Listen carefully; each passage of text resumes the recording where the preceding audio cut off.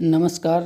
मैं doctor Sarwan Saini, सहायकाचार्य, Shri Radheshyam are Murarka राजकीय महाविद्यालय नवलगढ़। आज इस वीडियो में अपन पढ़ेंगे लोकतंत्र, जो कि राजनीति विज्ञान का एक महत्वपूर्ण टॉपिक है। जैसा कि आपको पता होगा, वर्तमान युग को लोकतंत्र का युग कहा जाता है और सामान्यतः अपन सभी जानते हैं कि लोकतंत्र एक शासन करने का तरीका है। लोकतंत्र राजनीतिक शक्ति के प्रयोग की एक पद्धति है। लोकतंत्र शासन करने का वह तरीका है जिसमें राज्य की शक्ति किसी व्यक्ति विशेष या समूह में निहित न होकर राज्य की संपूर्ण जनता में निहित होती है और उस शासन की शक्ति का प्रयोग राज्य की संपूर्ण जनता ही प्रत्यक्ष और अप्रत्यक्ष तरीके से वो करती है।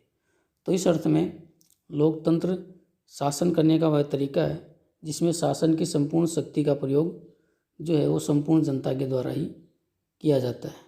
लेकिन कुछ लोग कहते हैं कि लोकतंत्र का सीमित अर्थ है। व्यापक अर्थ में लोकतंत्र जो है वो सामाजिक लोकतंत्र भी होता है और आर्थिक लोकतंत्र भी वो होता है। जब किसी समाज में लोगों के साथ जाति, धर्म, नस्ल और लिंग के आधार पर किसी तरह का भेदभाव नहीं होता है, सभी को समान जो अधिकार प्राप्त होते हैं, तो वो सामाजिक लोकतंत्र होता है। और किसी समाज में जो है आर्थिक दृष्टि से सभी लोग समान होते हैं, सभी को जीवन की न्यूनतम आवश्यकताएं, रोटी, कपड़ा, मकान, शिक्षा, चिकित्सा सभी को समान रूप से उपलब्ध हैं, तो वो आर्थिक लोकतंत्र है। और सामान्यतः लोग मानते हैं कि सामाजिक और आर्थिक लोकतंत्र के बिना राजनीतिक लोकतंत्र है वो अधूरा है, वो होता है। तो राजनीतिक जिस लोकतंत्र की अपन बात करते हैं वह लोकतंत्र राजनीतिक लोकतंत्र है। और राजनीतिक लोकतंत्र की सफलता के लिए सामाजिक और आर्थिक लोकतंत्र को कुछ विद्वान आवश्यक मानते हैं। लोकतंत्र को परिभाषित करते हुए अब्राहम लिंकन ने कहा है कि लोकतंत्र जनता का, जनता के लिए और जनता के द्वारा शासन है। इसी प्रकार ब्रिटेन के प्रसिद्ध विद्वान डाइसी ने लोकतंत्र को परिभाषित करते हुए कहा है कि लोकतंत्र शासन का वह प्रकार है जिसमें शासन राष्ट्र का बड़ा भाग होता है। अब बात करेंगे अपन लोकतंत्र के विभिन्न रूपों की या लोकतंत्र के प्रकार। तो लोकतंत्र के दो रूप अब तक सामने आए हैं। पहला है प्रत्यक्ष लोकतंत्र और दूसरा है अप्रत्यक्ष लोकतंत्र। पहले अपन बात करते हैं प्रत्यक्ष लोकतंत्र यानी डायरेक्ट डेमोक्रेसी। प्रत्यक्ष लोकतंत्र शासन करने का वह रूप है या लोकतंत्र का वह रूप है जिसमें जनता प्रत्यक्ष तौर पर शासन के कार्यों का संचालन करती है। प्रत्यक्ष लोकतंत्र में जनता अपने प्रतिनिधि नहीं चुनती, बल्कि जनता स्वयं सभा के रूप में एकत्रित होती है और राज्य के बारे में सभी सार्वजनिक मामलों पर निर्णय लेती है, विचार विमर्श करती है, कानून बनाती है। शासन के संचालन के लिए जनता स्वयं अधिकारियों की नियुक्ति है वो करती है। तो इस प्रकार का जो लोकतंत्र होता है जिसमें जनता स्वयं प्रत्यक्ष तौर पर शासन का संचालन करती है, वह प्रत्यक्ष लोकतंत्र कहलाता है। प्रत्यक्ष लोकतंत्र प्राय छोटे राज्यों में, कम जनसंख्या वाले देशों में ही संभव है वो हो सकता है। वर्तमान में जो है स्विट्ज़रलैंड के कुछ राज्यों में ये अब भी प्रचलित है। वर्तमान के बड़े राष्ट्रीय राज्यों, बड़े आकार के राज्यों और बड़ी जनसंख्या वाले राज्यों में ये संभव नहीं है। अब बात करते हैं लोकतंत्र के दूसरे रूप की। दूसरा रूप है अप्रत्यक्ष लोकतंत्र यानी इनडायरेक्ट डेमोक्रेसी। अप्रत्यक्ष लोकतंत्र का वह रूप है जिसमें जनता प्रत्यक्ष तौर पर शासन न चलाकर जनता अपने द्वारा चुने गए प्रतिनिधियों के माध्यम से शासन का संचालन करती है। यानी अप्रत्यक्ष लोकतंत्र में भी शासन तो जनता ही करती है, लेकिन जनता स्वयं न करके अपने प्रतिनिधियों के माध्यम से यानी अप्रत्यक्ष तौर पर करती है। क्योंकि इसमें जनता अपने प्रतिनिधियों के माध्यम से शासन करती है, इसीलिए अप्रत्यक्ष लोकतंत्र को प्रतिनिध्यात्मक लोकतंत्र भी है वो कहा जाता है। और वर्तमान समय में विश्व के अधिकांश या देशों में जो है वो अप्रत्यक्ष लोकतंत्र ही प्रचलित है। अब आगे अपन बात करते हैं लोकतंत्र के प्रमुख लक्षणों की या लोकतंत्र की प्रमुख विशेषताओं की। लोकतंत्र की सर्वाधिक जो महत्वपूर्ण विशेषता है वह है मानव गरिमा में विश्वास। यह लोकतंत्र का एक आधारभूत लक्षण है और लोकतंत्र जो है वो व्यक्ति की गरिमा, उसके गरिमापूर्ण जीवन को मान्यता प्रदान करता है और व्यक्ति के लिए सम्मानपूर्वक जीवन की कामना है वो लोकतंत्र करता है। ये लोकतंत्र का एक उद्देश्य भी है। लोकतंत्र में व्यक्ति को ही साध्य माना जाता है और राज्य को साधन माना जाता है और राज्य को व्यक्ति के लिए गरिमापूर्ण जीवन का एक साधन है वो माना जाता है। लोकतंत्र का दूसरा महत्वपूर्ण लक्षण है राजनीतिक स्वतंत्रता। इसका अर्थ यह है कि लोकतंत्र में नागरिकों को राजनीतिक दृष्टि से अनेक प्रकार की स्वतंत्रता प्राप्त होनी चाहिए। जैसे लोगों को चुनाव लड़ने की स्वतंत्रता हो, लोगों को संगठन बनाने की स्वतंत्रता हो, अपने विचार प्रकट करने की स्वतंत्रता हो, मतदान देने की स्वतंत्रता हो, निर्वाचित होने की स्वतंत्रता हो और सरकार की आलोचना करने की स्वतंत्रता हो। तो इस प्रकार राजनीतिक स्वतंत्रता भी व्यक्ति का लोकतंत्र का एक आधारभूत लक्षण है वो होता है। लोकतंत्र की अगली महत्वपूर्ण विशेषता है वह होती है समानता। समानता जो है वो केवल सामाजिक ही नहीं बल्कि राजनीतिक और आर्थिक भी है वो होनी चाहिए।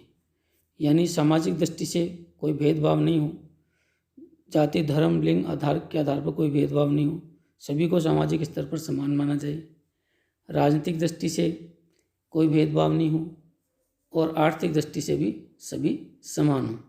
तो इस प्रकार लोकतंत्र जो है वो समानता को अनिवार्य मानता है और समानता लोकतंत्र की एक महत्वपूर्ण विशेषता है वो होती है।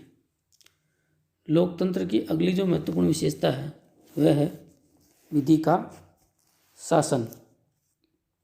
विधि के शासन से तात्पर्य है कि शासन का संचालन जो है वो विधि के द्वारा होना चाहिए, कानून के द्वारा होना चाहिए, किसी व्यक्ति विशेष की इच्छा से नहीं होना चाहिए और कानून ही राज्य में सर्वोच्च होना चाहिए। सभी व्यक्ति कानून से के अधीन होने चाहिए और कानून सब पर समान रूप से लागू हो। तो यह है विधि का शासन और विधि का शासन लोकतंत्र की एक महत्वपूर्ण विशेषता और लक्षण वो होता है। लोकतंत्र का अगला लक्षण है सत्ता का शांतिपूर्ण परिवर्तन। जब लोकतंत्र नहीं था और राजतंत्र व्यवस्थाओं में सत्ता परिवर्तन के लिए हिंसा होती थी, युद्ध होते थे, झगड़े होते थे, लेकिन लोकतंत्र की एक महत्वपूर्ण विशेषता है कि इसमें एक निश्चित अंतराल के बाद बिना किसी क्रांति के, संघर्ष के शांतिपूर्ण तरीके से वैधानिक रीति से सत्ता का परिवर्तन है वो होता है। इसमें जनता चुनाव के माध्यम से अपने वर्तमान शासकों को हटा सकती है और उनके स्थान पर शांतिपूर्ण तरीके से नए शासकों का चुनाव है वो करती है।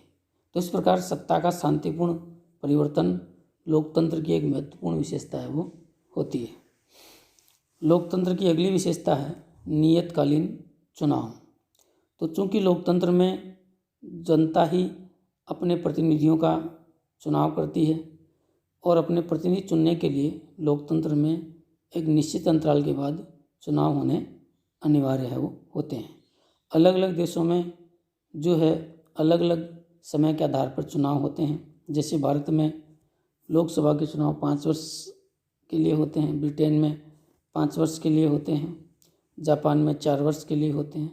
तो अंतराल अलग अलग देशों में अलग अलग है, वो हो सकता है, लेकिन लोकतंत्र में नियतकालीन चुनाव होना आवश्यक है, वो होता है। अगली विशेषता है वह है राजनीतिक उत्तरदायित्व। यह लोकतंत्र की एक बड़ी और महत्वपूर्ण विशेषता है कि लोकतंत्र में जो लोग सत्ता का प्रयोग करते हैं वो सीधे जनता के प्रति उत्तरदायी भी है, वो होते हैं। प्राचीन राजतंत्र व्यवस्थाएं थीं, उनमें शासक किसी के प्रति उत्तरदायी नहीं होता था, लेकिन लोकतंत्र की महत्वपूर्ण विशेषता है कि इसमें जो लोग राजनीतिक सत्ता का प्रयोग करते हैं वो जनता के प्रति सीधे उत्तरदायी होते हैं। जनता को उनको हटाने का अधिकार होता है, उन पर नियंत्रण करने का अधिकार भी है, वो होता है। अगली विशेषता है प्रेस की स्वतंत्रता। लोकतंत्र के संचालन के लिए प्रेस की स्वतंत्रता भी अनिवार्य मानी जाती है। प्रेस की स्वतंत्रता के बिना लोकतंत्र का संचालन संभव ही नहीं है। प्रेस जब स्वतंत्र होती है तभी जो जनता की भावनाएं सरकार तक पहुंचती हैं और सरकार की बात जो नीतियाँ हैं वो जनता तक पहुंचती है। तो इस प्रकार लोकतंत्र में प्रेस का स्वतंत्र होना एक अनिवार्यता है, वो होती है। और आखिरी लक्षण होता है लोकतंत्र का, वह था सत्ता का विकेंद्रीकरण। चूँकि लोकतंत्र में सत्ता किसी व्यक्ति विशेष या समूह में निहित नहीं होती, बल्कि राज्य की पूरी जनता में बिखरी हुई है, वो होती है। और सत्ता का इस तरह से जो विभाजन या विकेंद्रीकरण होता है वो लोकतंत्र के लिए आवश्यक भी होता है, लोकतंत्र की एक महत्वपूर्ण विशेषता भी है, वो होती है। तो ये हैं लोकतंत्र की महत्वपूर्ण विशेषताएं। अब आगे अपन चर्चा करते हैं लोकतंत्र की सफलता के लिए आवश्यक शर्तें। किसी भी देश में लोकतंत्र की स्थापना मात्र से लोकतंत्र सफल नहीं होता, बल्कि लोकतंत्र की सफलता के लिए कुछ अनिवार्य परिस्थितियां और शर्तें होती हैं। वो परिस्थितियां और शर्तें लोकतंत्र को मिलती हैं तभी वहाँ लोकतंत्र सफल है, वो होता है। दूसरे विश्व युद्ध के बाद अनेक देशों में लोकतंत्र को स्थापित किया गया, लेकिन एशिया और अफ्रीका के बहुत सारे देशों में लोकतंत्र विफल हो गया। और वो विफल इसलिए हो गया क्योंकि लोकतंत्र के लिए जो परिस्थितियां चाहिए वो वहाँ नहीं मिली, इसलिए वहाँ विफल हो गया। और कुछ देशों में सफल रहा। सफल उन देशों में इसलिए रहा क्योंकि लोकतंत्र की सफलता के लिए जो आवश्यक शर्तें हैं वो वहाँ उपलब्ध थी, इसलिए वहाँ लोकतंत्र जो है वो सफल हुआ। तो लोकतंत्र की सफलता के लिए कौन सी शर्तें आवश्यक हैं जिनका लोकतंत्र की सफलता में योगदान है, वो होता है। अब अपन उन शर्तों पर चर्चा करेंगे। तो लोकतंत्र की सफलता के लिए सबसे आवश्यक शर्त और अनिवार्यता मानी जाती है कि वहाँ की जनता का लोकतांत्रिक सिद्धांतों में विश्वास हो, लोकतंत्र के मूल्यों में जो है आस्था हो। यदि ऐसा होगा तभी वहाँ लोकतंत्र सफल होगा। जैसे भारत के साथ ही पाकिस्तान में भी लोकतंत्र की स्थापना हुई, लेकिन वहाँ लोकतंत्र को चुनौतियाँ मिली, लेकिन भारत में लोकतंत्र निरंतर सफल रहा। तो उसका बड़ा कारण यह था कि भारतीय लोगों की लोकतांत्रिक मूल्यों में, सिद्धांतों में अटूट आस्था थी, लेकिन पाकिस्तान के लोगों में लोकतंत्र के प्रति जो आस्था नहीं थी। उसी के परिणाम स्वरूप पाकिस्तान में लोकतंत्र को अनेक चुनौतियाँ मिली। लोकतंत्र की दूसरी जो महत्वपूर्ण जो शर्त मानी जाती है सफलता की, वह होती है जनता की शिक्षा। लोकतंत्र वहीं सफल होता है जहां जनता पूरी तरह से शिक्षित है, वो होती है, क्योंकि लोकतंत्र में जनता ही स्वयं अपना शासन करती है और अशिक्षित जनता जो है वो अपना शासन ठीक तरह से नहीं कर पाएगी।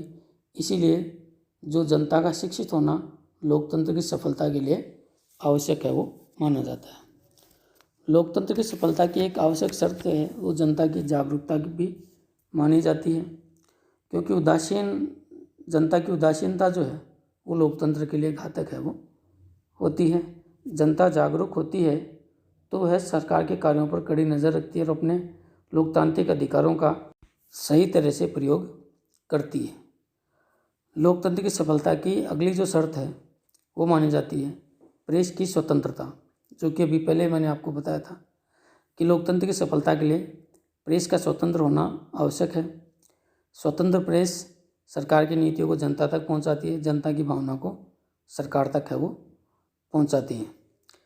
अगली जो शर्त है लोकतंत्र की वह मानी जाती है आर्थिक समानता।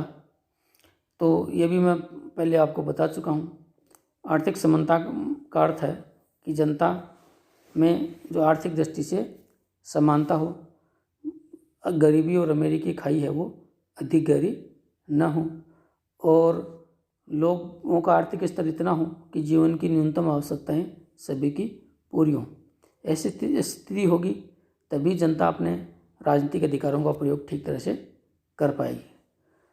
अगली जो विशेषता है वह है सामाजिक समानता, यानी सामाजिक दृष्टि से भी किसी तरह का भेदभाव न हो, जाति, धर्म, लिंग आदि के आधार पर किसी तरह का भेदभाव न हो।